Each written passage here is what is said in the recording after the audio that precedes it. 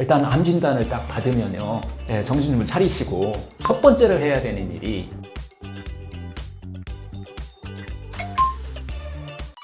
자기소개 부탁드립니다. 안녕하세요. 반갑습니다.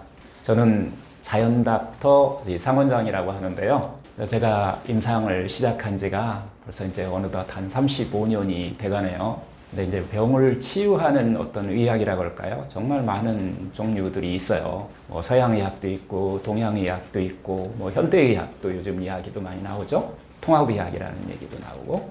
그런데 이 참 치료법도 많고, 의료는 의료대로 발달하는데 병으로 고통받는 사람들이 너무너무 많아요. 저는 요즘은 이 병원 없는 세상을 꿈꾸는 재활요양병원에서 자연 치유를 하는 이런 방법을 가르치고 있는 일을 하고 있는데요. 이 약보다는 병의 근본 원인이 되는 이 자연 치유법, 음식의 문제와 마음의 문제, 그리고 여러분들이 습관의 문제, 그리고 또 온도의 문제라고 그러는데요. 혈액순환의 문제예요. 이런 것들을 해결하는 방법을 가르쳐 드리는 일을 하고 있습니다. 오늘은 암 환자의 자연 치유 방법에 대해서 이야기를 좀 할까 합니다. 35년 넘게 암 환자를 진료하면서 어떤 걸 알게 되셨나요? 대부분은 이제 암 환자뿐만 아니라 의사들도 마찬가지인데요. 암을 좀 신체적인 측면으로만 접근하는 것 같아요. 그러나 실제 치유의 과정에서 보면은 암에 대해서 심리적으로 어떻게 반응하냐에 따라서 삶의 질이나 생존 기간, 또 암의 성장, 재발 등의 많은 차이를 보이고 있어요. 심리적으로 보면은 암 자체의 어떤 고통보다는 오히려 암에 대해서 어떤 이미지를 갖고 있느냐가 중요한 결정 요인인 것 같아요. 만약 암은 막 공격적이다, 또 암은 강하다, 한 번 걸리면은 완치는 어렵다거나 혹은 또 우리들이 계속 고통스럽게 하고 이윽고 죽음에 이르게 한다라고 하는 그런 이미지를 갖고 있으면 정말 우리들 자체가 공포의 나락으로 이렇게 떨어뜨리는 요인이 되는 것 같아요. 그래서 또 더 큰 암의 어떤 부작용을 앓게 되는 이런 일을 하고 있는 것 같아요. 이렇게 암에 대해서 악몽 모드에 이렇게 빠지게 되면은 어떤 부정적인 감정이라고 하는데 어떤 두려움이라든가 절망감, 불안, 분노 같은 이런 감정에 시달리게 되고 결국 암과 싸워서 이겨야 될 자신의 내적인 어떤 면역력, 자기 치유력을 소모하게 돼서 결국 만성 피로라든가 불면이라든가 이런 통증 등에 시달리는 어떤 신체적인 증상을 나타내는 것을 볼 수가 있는데요. 결론적으로 어떻게 보면은 암이라고 하는 병은 정말 낫기도 하고 죽기도 해요. 그래서 암 앞에서는 저 자신도 좀 자신감보다는 좀 겸손해지는 이런 느낌인 것 같아요.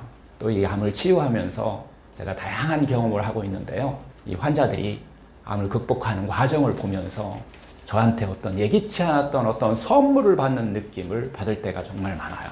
특히 암을 극복하고 치유된 환자들을 보면서 저의 삶에 어떤 새로운 어떤 희망을 발견하는 느낌이라고 할까요? 암을 통해서 저의 인생에 어떤 가치 있는 일을 찾는 이런 원동력이다, 이렇게 좀 표현하고 싶어요. 처음 암에 걸린 암 환자가 가장 힘들어하는 것은 무엇인가요? 암이라는 진단을 받는 것은 누구나 이게 처음 겪는 일이라 보니까 무엇을 어떻게 해야 될지를 모른다는 거예요. 결국은 이제 심리적인 면에서 제일 힘들어하는 것 같아요. 대부분 이 사람들이 암 진단을 딱 받으면 첫 번째 반응이요, 벌써 총 맞은 것 같은 충격이다, 하늘이 무너지는 것 같은 느낌 같은 거, 이렇게 표현하는 경우가 많고요. 혹은 또 멍한 상태다, 아니면 또 믿을 수 없어, 혹은 왜 나한테, 이런 반응을 보이는 경우가 많은데요. 결국 암 진단 초기에는 제일 힘들어하는 것이 역시 심리적인 문제인 것 같아요. 그래서 여기서 이제 악몽 모드에 빠지게 되면 막 죽을 것 같고, 암이 막 전이 될 것 같고, 재발될 것 같고, 이제 막 다 끝장날 것 같은 이런 생각. 그러면은 잠재의식 속에 있는 이 두려움이라고 하는 이 감정이 올라와서 또 가장 또 힘들어하는 요인이 되기도 해요. 꼭 치료가 불가능할 것 같기도 하고, 암을 치료하기 위해서 막 항암 방사능 수술을 하게 되면 막 부작용으로 또 힘들 것 같고, 이러면 또 막 불안이라고 하는 감정이 올라와도 또 힘들게 되고요. 과거에 누구누구 때문에 여성분들한테 또 남편 때문에 암에 걸린 것 같은 이런 생각이 올라오면 막 분노의 감정이 또 올라오는 이런 것들 때문에 또 힘들어 하기도 하는 것 같아요. 암 진단 초기에는 부정적 감정, 두려움이라든가 공포라든가 이런 절망감, 불안, 분노 같은 이런 감정들을 다루는 거에 있어서 제일 힘들어하는 것 같아요. 암을 진단받았다면 가장 먼저 해야 하는 일은 무엇인가요?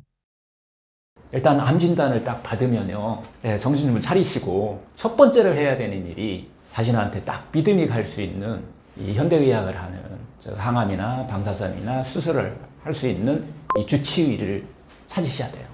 그래서 어떤 치료가 가장 좋은지를 먼저 딱 정리를 하시고요. 그리고 믿으셔야 돼요. 이 현대의학이라는 의학이 이 암을 꼭 지금은 만성병으로 다 바꿔놨어요. 급성병에서 만성병으로 바꿔놨다. 그래서 결국은 당뇨 고혈압 정도 같은 이런 질환으로 변화가 일어나고 있다는 것을 자기가 알아차리시고 일단 믿으셔야 돼요.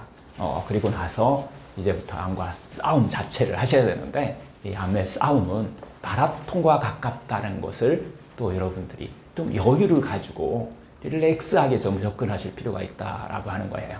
암의 치료에 있어서 막 집착하고 어떻게 막 안 죽어보려고 그러고 막 살기 위해서 막 욕심내기 시작하면은 여러분들 마음이요, 갈 곳을 잃어요.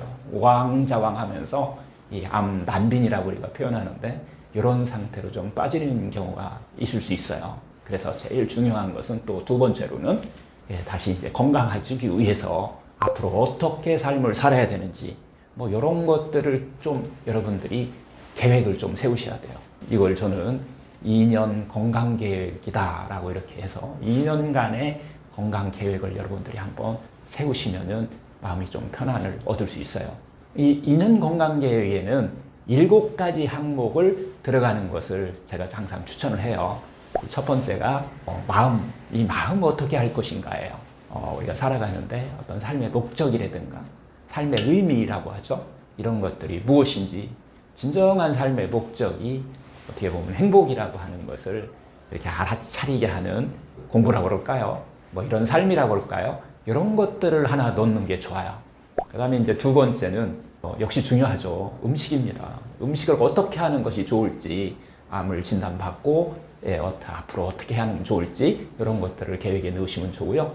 세 번째는 운동입니다. 중요합니다. 건강을 찾아가는 데 있어서 운동을 어떻게 하면 좋은지, 어떤 운동을 하면 좋은지 이런 것들을 계획을 좀 짜시면 좋아요. 네 번째가 쉼입니다. 쉼, 휴식. 상당히 중요합니다. 너무 과로하고 너무 심신을, 몸과 마음을 학대해서 어떻게 보면 암이라는 병이 시작될 수도 있어요. 이런 것들을 여러분들 삶 속에서 이제 어떻게 하면 좋은지 이런 것들을 계획에 넣으시면 좋고요. 다섯 번째가 스트레스 요인들이 대체적으로 가까운 사람들이에요. 그래서 앞으로 가족과의 관계예요. 그래서 가족 중 누구를 서포터로 삼으면 좋은지, 가족들과의 어떤 관계를 편안하게 할 수 있는 이런 것들을 계획 속에 좀 넣으시면 좋고요. 여섯 번째는 사회적인 어떤 지지 그룹을 찾는 거예요.